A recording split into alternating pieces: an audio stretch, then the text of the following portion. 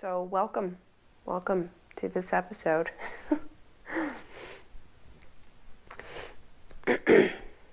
That can be the intro.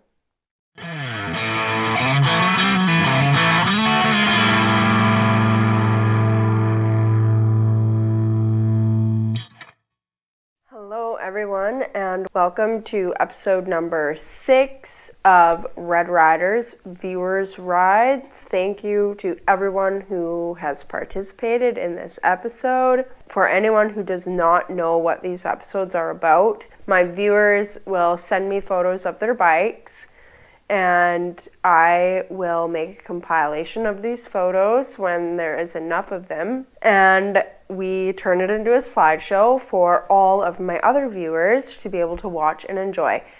I'm sure some of you know I've been sick, and today's the first day I've been back in the garage since I got sick. I started feeling sick Saturday night, and then Sunday I knew I was sick. So I apologize if I randomly start choking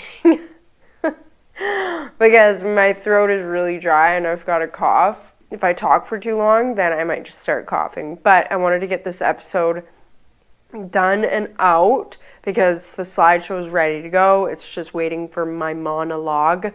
So in this episode, I was just going to tell you guys about the one time I've crashed a motorcycle. So while this slideshow plays through, you listen to me talking about crashing a mini bike. It wasn't even a motorcycle. I don't think it can count because it was only a 49cc mini bike. It's funny because this bike, this little 49cc little Chinese little dirt bike, that was my younger brother's at the time, like 10, 12 years ago, I started riding this thing up and down the back alley, and that's actually what got me into wanting to ride a motorcycle on the street to begin with, because originally when I bought my shovel head when I was 16, I never had intentions of keeping it for myself. I thought I'd build it and sell it and just make some money on it. And then when I got to be like 18 or 19,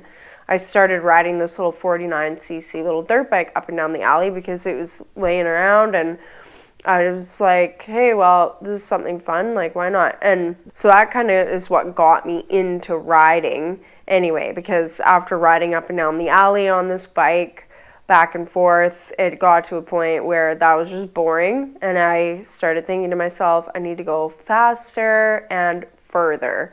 And this little 49cc little dirt bike up and down the alley just was not doing it for me anymore.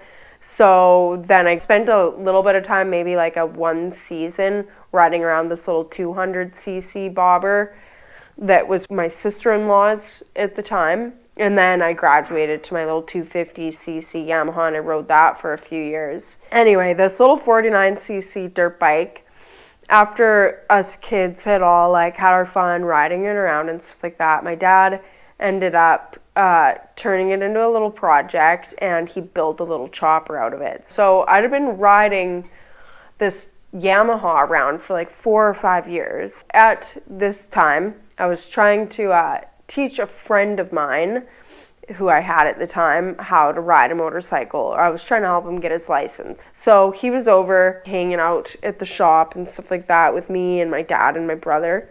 And we were all just like messing around. I think we just helped him pick up a bike, and we pulled out this little 49, this little chopper that my dad built out of this dirt bike.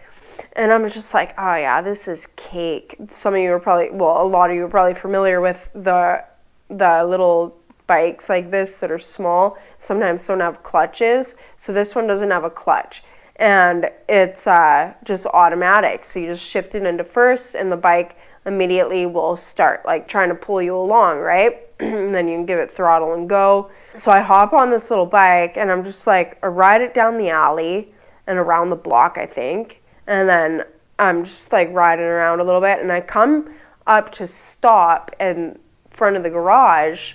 And when I pull up to stop, I had forgotten that it doesn't have a clutch because I'm so used to my street bike now, and I'm not thinking, because all I'm thinking is, yeah, I've got this. So I pull up and I go to pull my clutch in, and there's no clutch there. So by this point, I already have my feet on the ground because I'm completely stopped, but the bike is still trying to pull me because it's in first gear. While I'm holding the bike from pulling forward and trying to go for the handbrake, my throttle hand twists the throttle, so it just gives it just enough to just make the bike pull just that much harder that my wrist twists into a complete whiskey throttle twist. And the bike does a wheelie, and I'm like not on the seat at all anymore, but I'm holding onto the bars. So the bike does a wheelie and just launches right into the side of my friend's truck.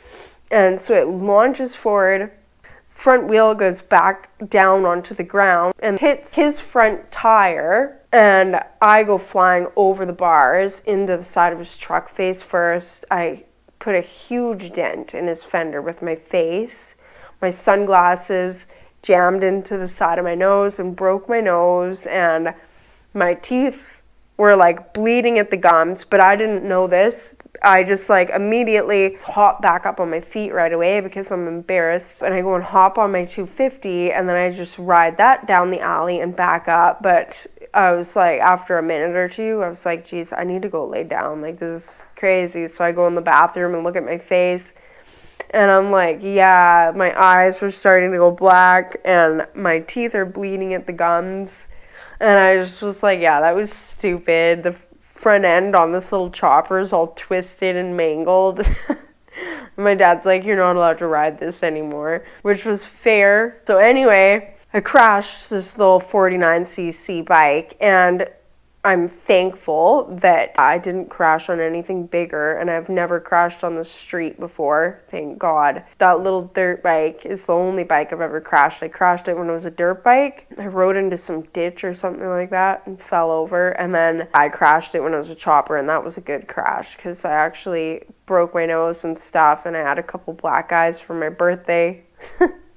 But it was good memories, and it was a good lesson, and it actually made me think that, in my opinion, as a rider, I've experienced times where I feel like there is a fine line between being overconfident and not confident enough. We all know that overconfidence can be dangerous in anything, because once you're overconfident in something, you stop thinking about the necessary steps that should be taken to keep yourself safe. And being on a motorcycle can be that way too. If you're just out there trying to show off and you think you're the stuff, then you're probably going to screw up eventually, or end up in an accident, or end up hurting someone or yourself, or both, or even worse, right? So we all know that overconfidence is dangerous in most things, but underconfidence, I've found, can also be dangerous when you're on the road on a motorcycle, particularly because if you start to doubt yourself,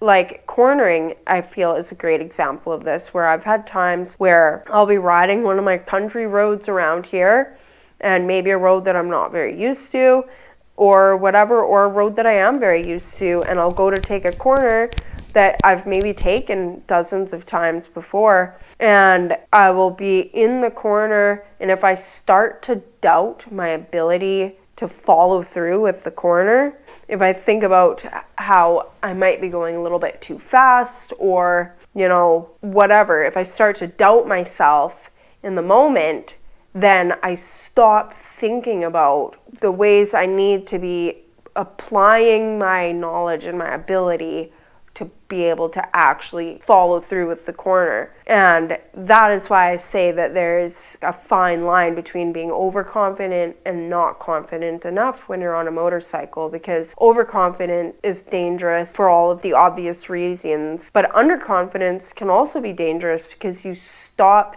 thinking about the fact that you're on a machine that was built by you or by another human, and it's made to do the things that we can do on them. It's made to be able to take corners. You don't want to doubt yourself in a moment when there's no reason to be, and then end up in an accident because of that. And I've had those moments where I'll, like I said, be in a corner and begin to doubt my ability to follow through in the corner. And as soon as I start doubting is when it starts to feel dangerous. And then I have to snap myself out of the doubt and just remember that I know how to take a corner. I know how to counter steer, and I know how to lean a bike. I know how to lean my body weight off of the bike, even so that the bike doesn't have to lean so much. And those are the things that you want to think about in any circumstance like that. But on the road, those are the things when I'm in a corner and I start to feel like doubtful about. I just remind myself about what I need to be able to do to be able to finish taking this corner and not going into the ditch. So this crashing on this little chopper thing really helped me to see how my overconfidence on a motorcycle could be very dangerous. And I was thankful, and I'm still thankful to this day,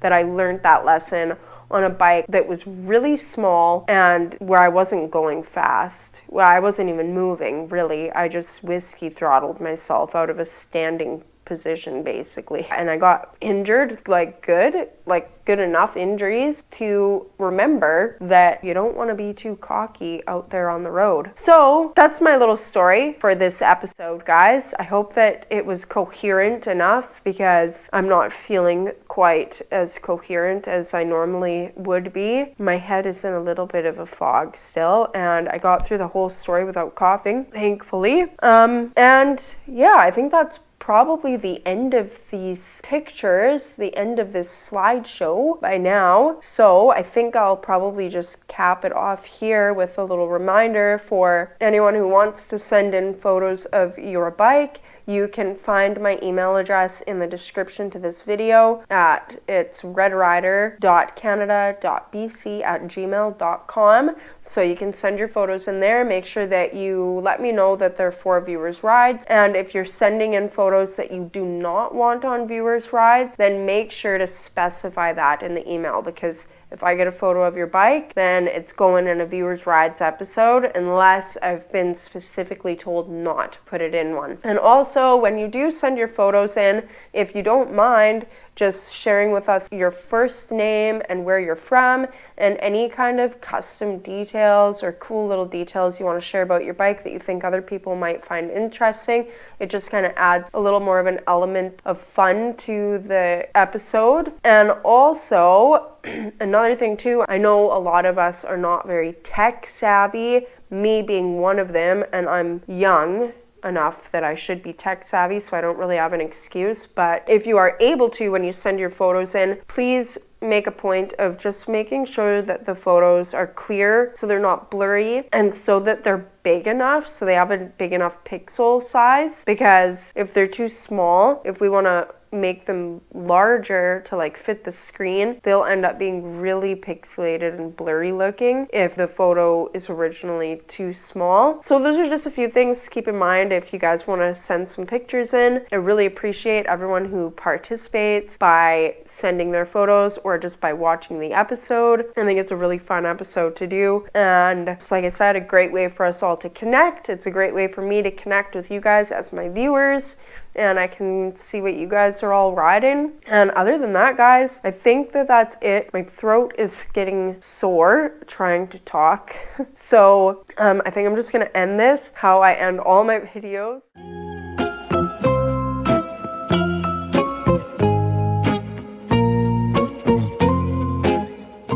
So now that I've stopped coughing and my eyes are probably red, I'm just gonna end this episode like how I end them all, and say, first of all, thank you everyone for being here. And secondly, if you like what you see, or if you just like me, or even if you don't like me, but you like my bikes, I guess you can like the Dyna. I like it. My shovel head, if you like my bikes, then like this video, comment down below, subscribe to my channel, and hit that little notification bell if you want to be notified every time I put a new episode out. And like always, guys, I will catch you all on the flip side. Peace.